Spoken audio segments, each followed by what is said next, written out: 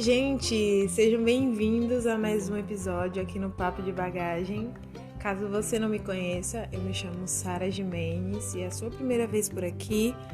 Tem um episódio que se chama Piloto, que é o primeiro lá, e eu explico um pouco sobre mim, sobre meu estilo de vida, que é bastante incomum, sobre o porquê desse canal de podcast aqui.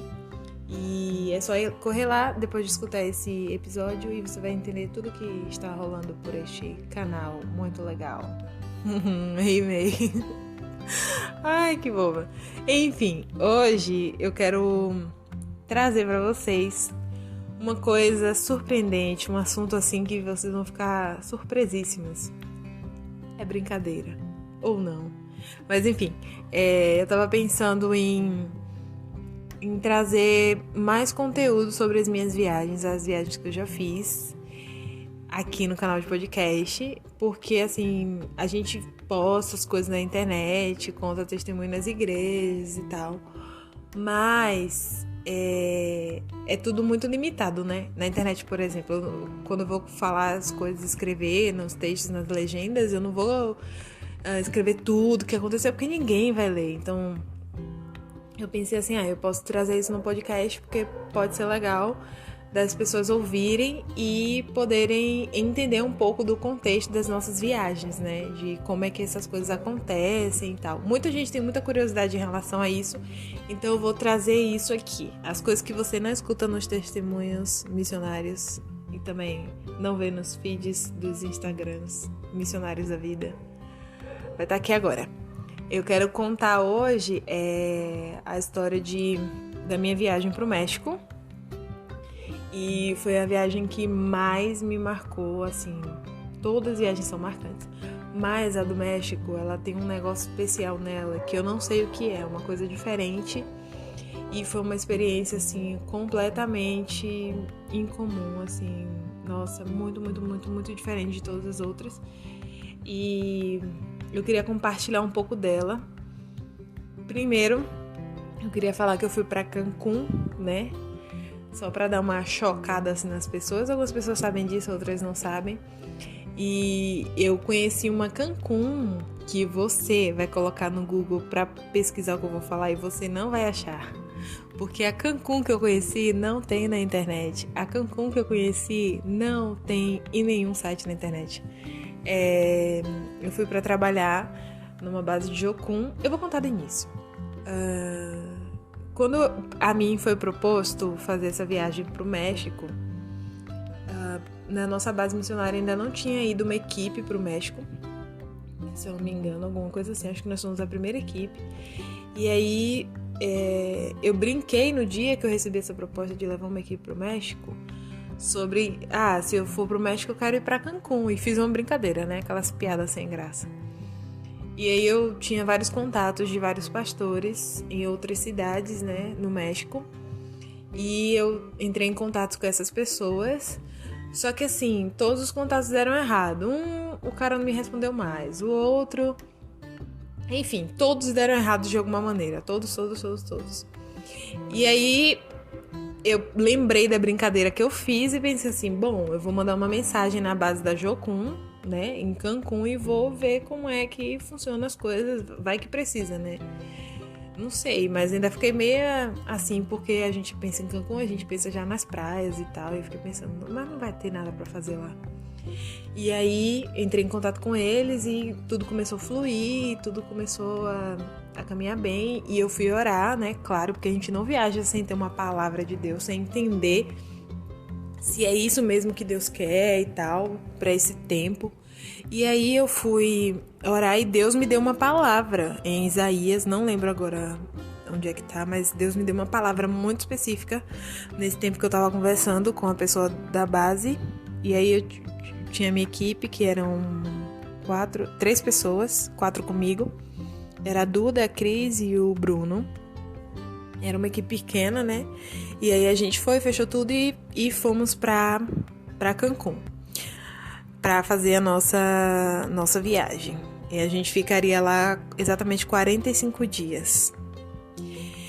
E aí, quando a gente chegou na base, eu fui conversar com o pessoal em relação aos trabalhos que faríamos. E aí o pessoal da base me explicou sobre um projeto que eles têm numa comunidade dentro da cidade de Cancún, no meio da cidade, que se chama Cunamaya. Cunamaya é um bairro e é o bairro mais pobre que eu já vi em toda a minha vida. Eu nunca vi tanta miséria. Eu falo isso pausadamente porque aquilo me fazia assim, o coração não era chorar não, era sangrar mesmo. Porque, cara, nossa, eu não gosto nem de lembrar das coisas que eu vi assim. E a gente morava numa casa da base que ficava perto de um shopping e tal. E eu lembro que todas as vezes que a gente saía de casa e a gente ia pra Cunamaya, quando a gente voltava e eu via os outlets, e eu via os turistas, e eu via tudo aquilo, eu ficava muito, assim, inconformada. Muito, muito, muito inconformada, porque era inacreditável.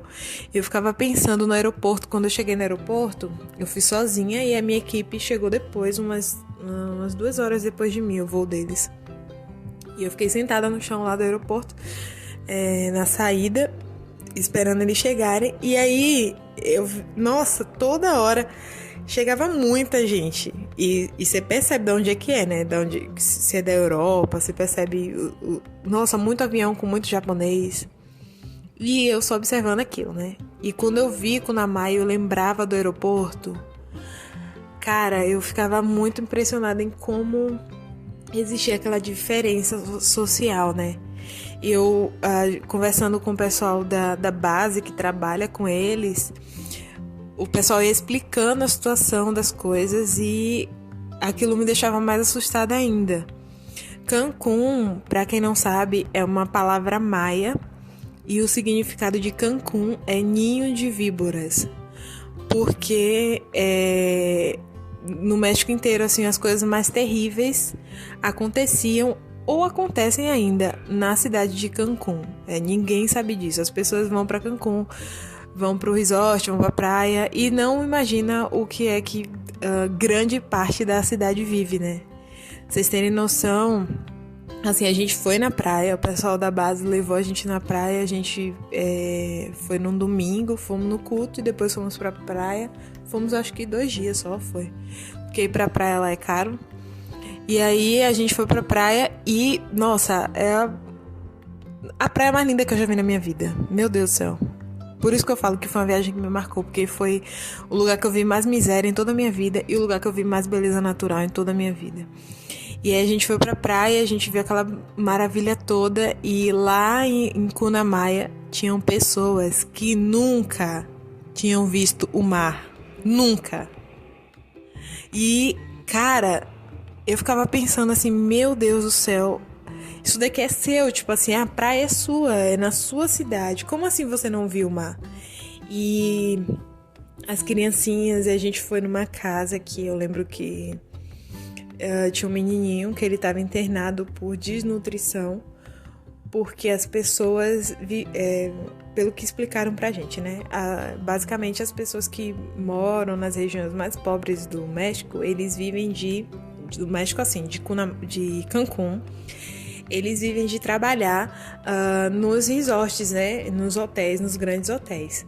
Só que, como é muita gente, e assim, quem tem os empregos garantidos mesmo são pessoas que são profissionais, tipo chefes e tal, eles vivem mendigando trabalho. Então, tipo, por exemplo, tem uma praça lá que se chama... Nossa, esqueci o nome da praça agora. Que nessa praça... Cruzeiro, lembrei. Cruzeiro. Nessa praça, as pessoas ficam lá, os desempregados, e aí... vem uma van de um hotel, por exemplo, para na praça e fala assim, tipo, 10 camareiras. E aí leva as pessoas para trabalhar, tipo assim, às vezes é um dia, às vezes é por uma semana. E aquilo ali é o que vai sustentar a família deles. Eu lembro que a gente foi na casa dessa família e eles estavam sem trabalhar porque o filhinho deles estava com problema com desnutrição. E aí a gente foi lá levar comida, né? O trabalho da Jocum em Cancún, assim, em relação à comunidade é excelente, assim. Não era uma cesta básica mirrada, não. Era a cesta básica com desodorante, com shampoo, com muita coisa, assim, que... Sabe, de você ver e saber assim, nossa, ele precisa disso daqui. De lanchinho pras crianças. E a gente foi lá levar a cesta básica. E quando a gente chegou, a gente viu que, tipo assim, a casa é metade...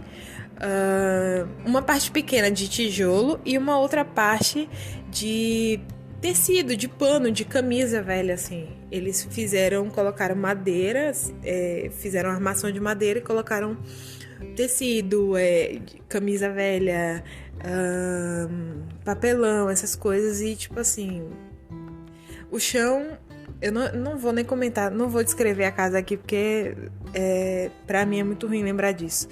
Mas eu lembro do menininho, ele tava muito magrinho, muito fraquinho, e a gente foi lá, fez uma oração, deu uma palavra e levou alimento, né, claro. E a gente foi embora. E aí, quando a gente saiu, o pessoal conversando com a gente falou sobre o esquema de abuso sexual que existe naquela cidade, que é muito, muito grande. E conversaram com a gente sobre as crianças de lá serem, a maioria delas, a grande maioria, serem abusadas sexualmente diariamente. E a polícia não faz nada. E eu fiquei sabendo de uma coisa assim que foi o que mais me chocou, de que tinha um orfanato na cidade de Cancún, e esse orfanato tinha sido fechado porque o diretor do orfanato, ele pegava as crianças e tinha um contrato com o pessoal dos hotéis e levava as crianças para os hotéis para serem usadas como objetos sexuais. E isso, cara, e eu lembro quando eu vi e eu fiquei pensando, como é que pode? O turismo gira em torno de prostituição infantil. Eu tô falando isso aqui, aí quem tá me ouvindo não vai querer nunca mais pra Cancún, né? Não, pode ir, lá é maravilhoso. Lindo, maravilhoso. Mas existe uma Cancún que não é maquiada, que é uma Cancún de verdade, que é um ninho de víboras naquele lugar. E aquilo ali me marcou muito, muito, muito, muito, porque todos os dias, quando a gente saía, a gente ia pra Cuna Maya, e quando a gente ia fazer outros tipos de trabalho em outras comunidades, eu pensava muito no valor das coisas, sabe? A gente conheceu uma comunidade que é próxima de Cuna Maya, que se chama El Milagro, e ela fica perto do aeroporto.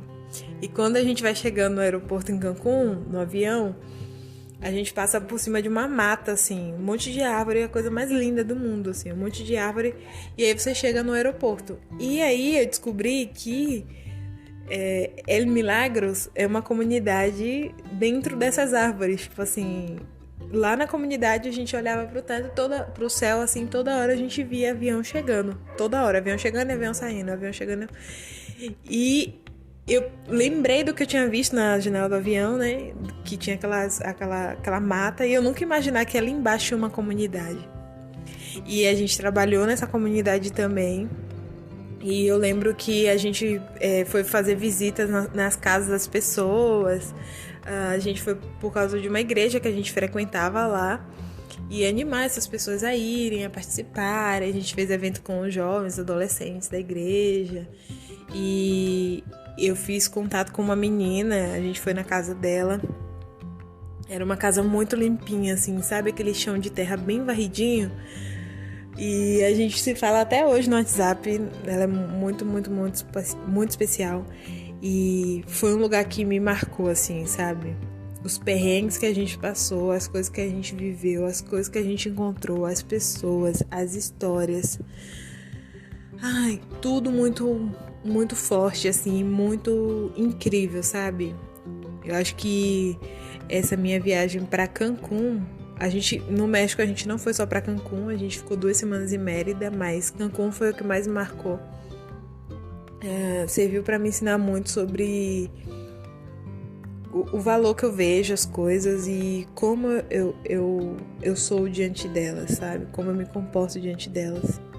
Porque a gente foi nessa comunidade e, cara, eu tomava na cara, assim, todas as vezes, porque a gente ia na casa das pessoas e as mulheres estavam sempre bem arrumadinhas. Meu Deus do céu, eu achava tão bonitinho.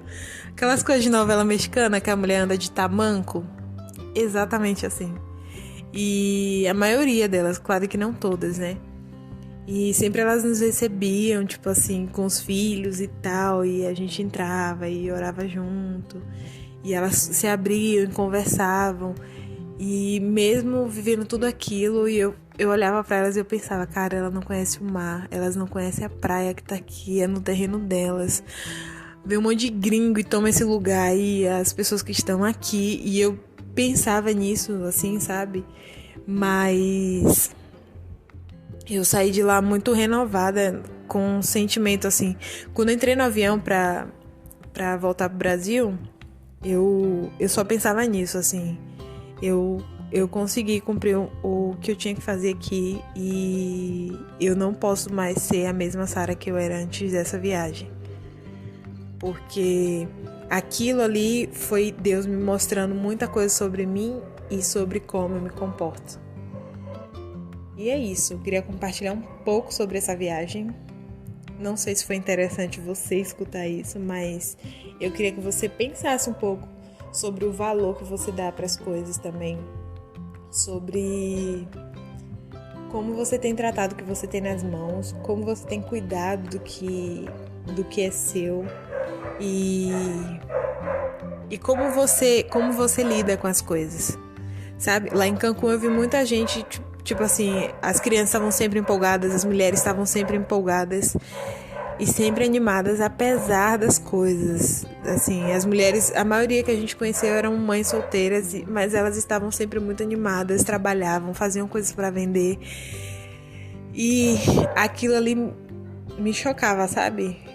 E na real, na vida da gente, não é sempre que a gente faz assim. Quando a gente sempre encontra alguma coisa que tira a nossa vida do que a gente estava sonhando daquela Walt Disney, a gente cria um drama, né? E não é isso, não é esse comportamento de vida que Deus tem para nós. Eu queria muito que esse episódio abençoasse a sua vida nesse sentido. Pense bastante no que eu falei, em tudo que você ouviu, nessas pouquíssimas histórias. Nossa, eu achei que ia dar pra contar as histórias todas, mas não dá. Mas enfim, até a semana que vem. Um beijo e tchau.